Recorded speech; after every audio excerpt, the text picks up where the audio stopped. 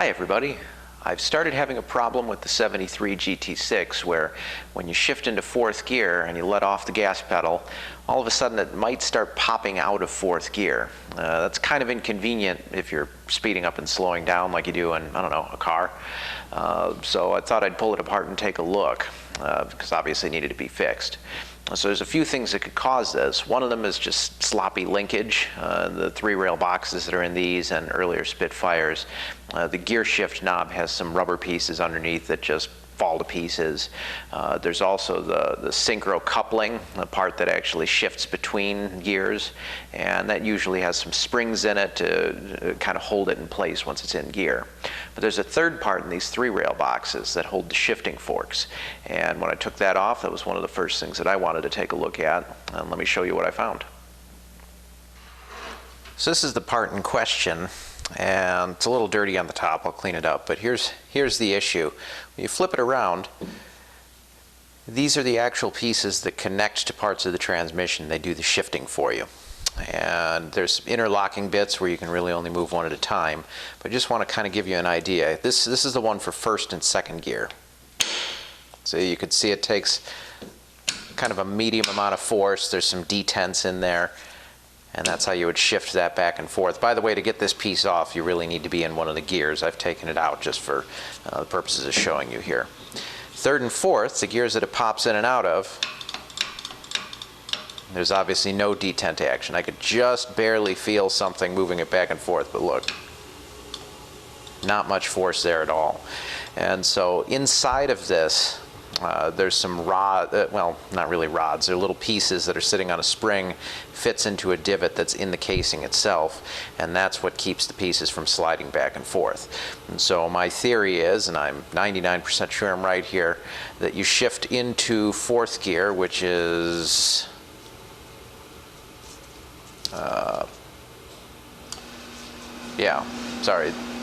fourth gear, which is this way. I wanted to be correct for the camera, and then it slowly just sort of slides itself out because there's really not a whole lot that's holding it in. So when you let off the gas, that's the problem I'm running into. So we're going to take this apart now and see if we can't make it better. Okay, so there's a few tools that you're going to need to actually be able to take this apart. This is one of them. Anyway, you're going to need couple of these, basically just a punch. You could use something that's just a metal object. You just need something that you can kind of pound it with a hammer. There's these plugs that are on the outside, and the proper way to repair this is to get those out. There's holes in here, and the idea behind it is that you put this into one of them, right? And you should be able to tap out the plug like so. See if that's moving.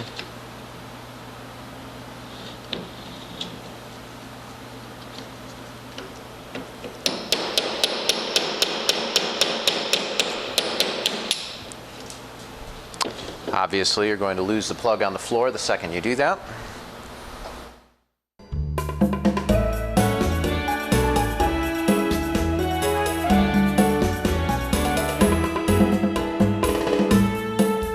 Okay, we're back. On a completely unrelated note, I have refilled my drink. All right, yeah. So just a tip, take a rag or something along those lines. You might want to put it to catch the pieces so that they don't go flying around. Just a random thought. Anyway, yeah, so let's press on, shall we? Get the other two out.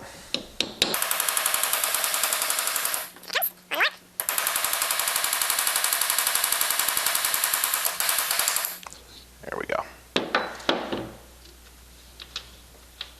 That's all three of these guys out, complete with a little dirt and glue on the other end there. There you go. Okay. Next step here then, in order to free the rods so that they're able to come out, we need to undo these bolts here.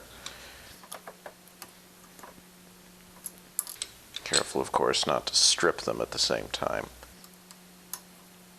I'm going to find a square wrench instead.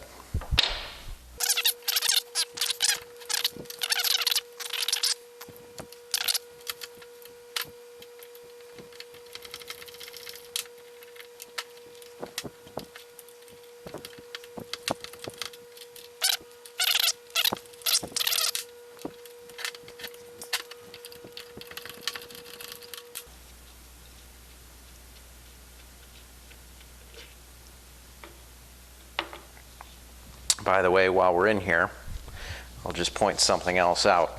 A very common problem with GT6 and early Spitfire, any of the three-rail boxes, is the thickness of this. So these forks can wear down. In fact, I mean, this one's not looking terrific, but I believe that this will shift okay still for a while. Anyway, these wear down like nobody's business, especially with the wrong fluid in the transmission. And if this gets too thin, it's not going to shift properly either. So I happen to know that my issue is the looseness and the lack of a detent in this bar. But if you're having trouble and that's not it, pay attention to how thick these shifting forks are, because those are prone to wear and it's very difficult to get new pieces. Okay. All right, next step is to get these out of there. I can unplug the holes on the other side and push it through, but I'm not sure I'm going to need to.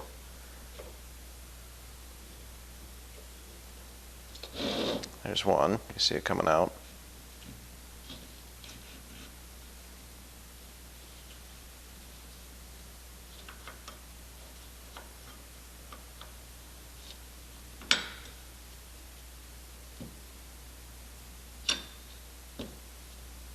Okay, keep these in order.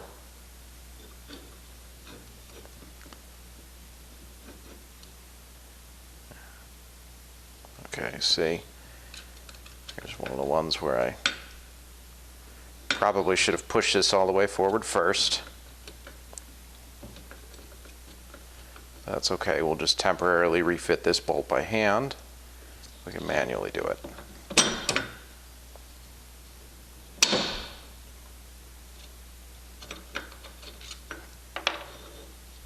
See, and then it's coming out.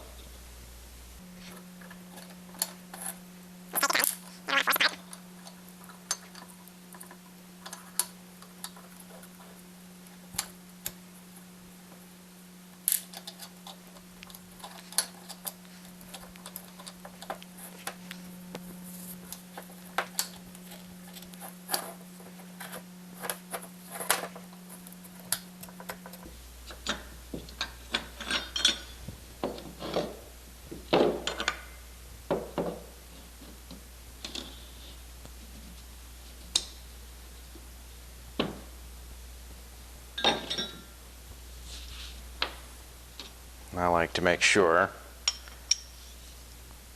kind of keep it half assembled. You can always take it back apart.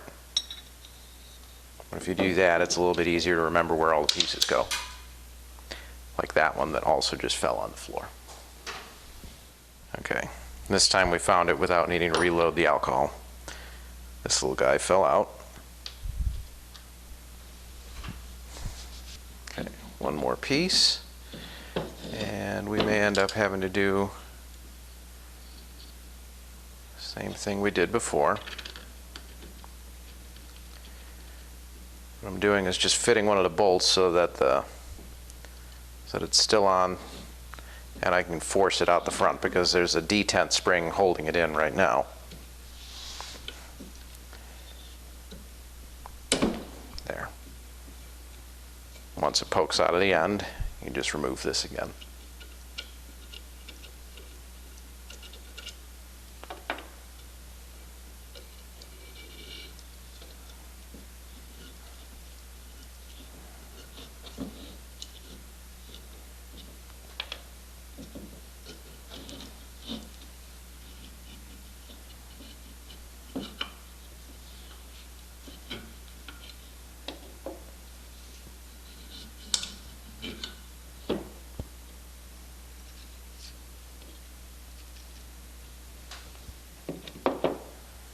Okay, maybe you can see it, maybe you can't, but you've got the little balls in there.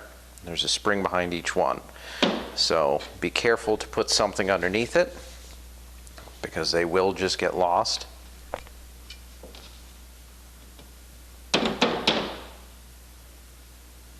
There's one of them. I guess it's not a ball, but you get the idea.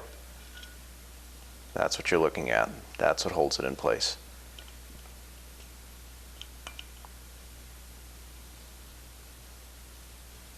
Ball bearing there.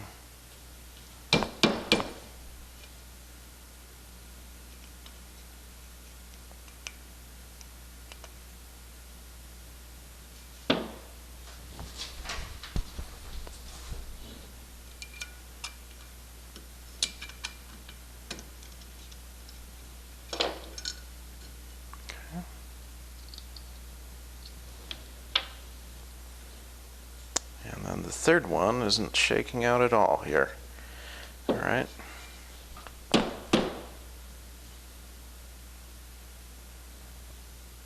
I think this is our problem too. It's a rubber mallet here.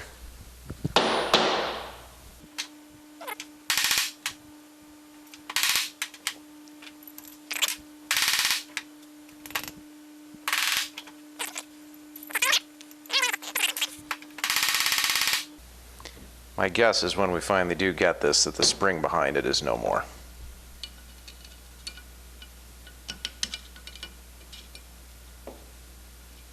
There's the piece. There's your problem. You see? The spring inside had all worn down, which of course means this couldn't be forced.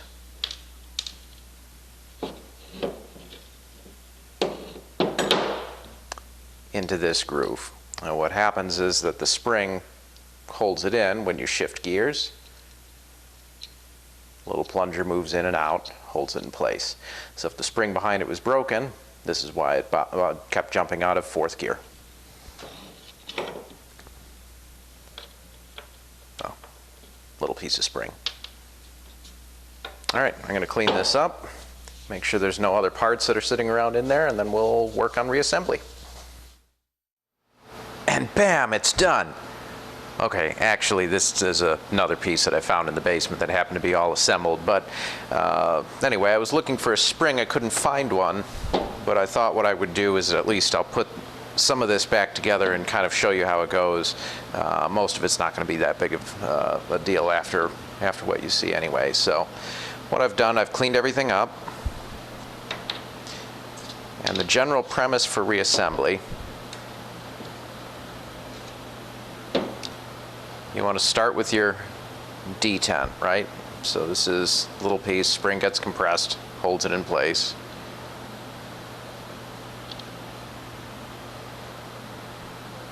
By the way, one with a flat top,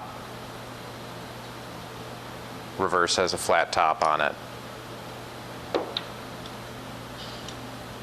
The other two are more sharp angled. Just make sure those match up. Okay. Anyway, set this back down in there. Okay. And then what you're going to need, now I like to use a piece of brass because then there's less chance of it scoring the metal, but basically what you're going to do is you're going to force that back down into the hole from whence it came while you're putting your rod in the other direction. So it's a strong spring.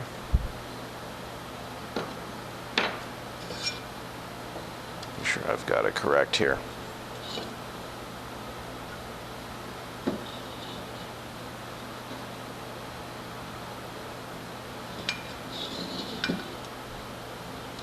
You know what we're going to do. There. This way you can see it.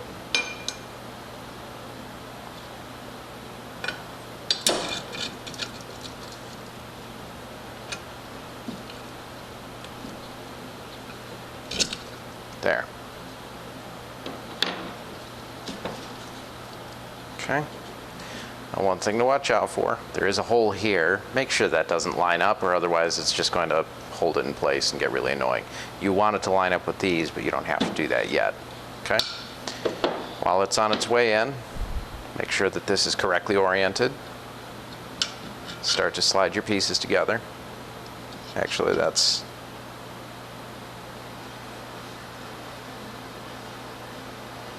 yeah, that's correct. Okay.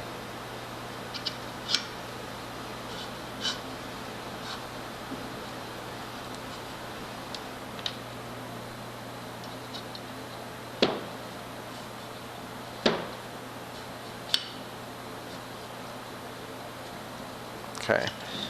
At a certain point, you can rotate it. And you want the grooves to be facing the D10. You'll probably hear it click into place in a second. There it is. Okay. Then line that up. So there's a hole in the shaft and a hole in this piece. This just goes in. Obviously, you'll want to tighten that down, but that could wait a second. Okay.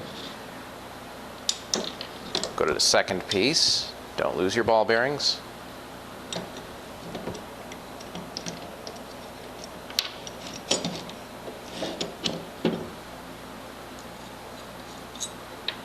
I just had these screwed together so that I could keep everything in place. Okay. Same thing. Set it down so that the spring is in place. You want that first because you can't push the shaft far enough back that way without hammering out the other cap, which doesn't make sense. It's just extra work.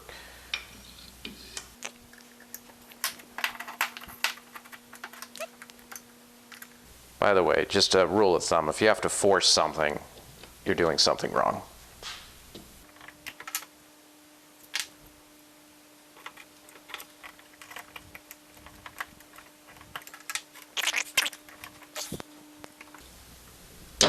There.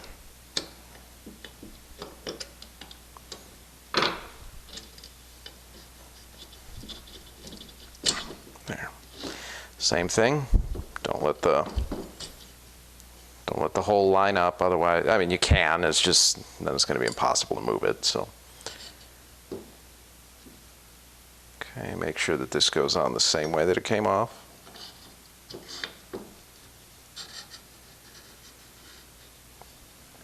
Don't forget your spacer.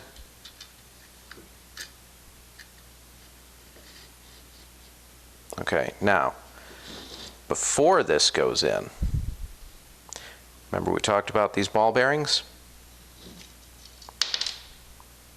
Yeah, I know.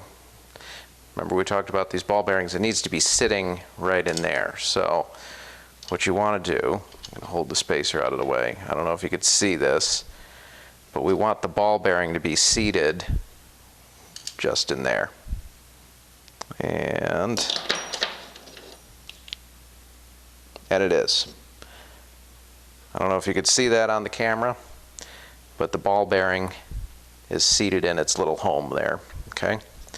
And the reason that's important is because if it's not, then you're going to be able to shift into multiple gears at the same time. There's also this little cylinder piece that lives inside here. I don't know if you could see it. That lives inside there. Okay? And of course I turned it and let the ball bearing out, but so it's a little bit of finesse.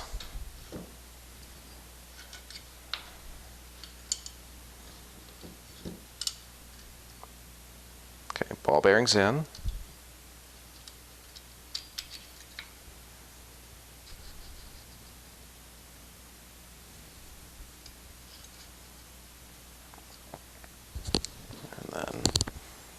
Before this goes in.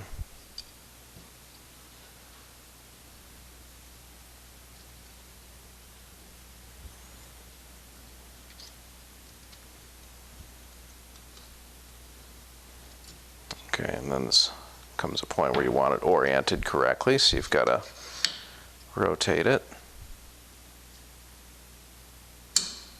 There, you heard the click.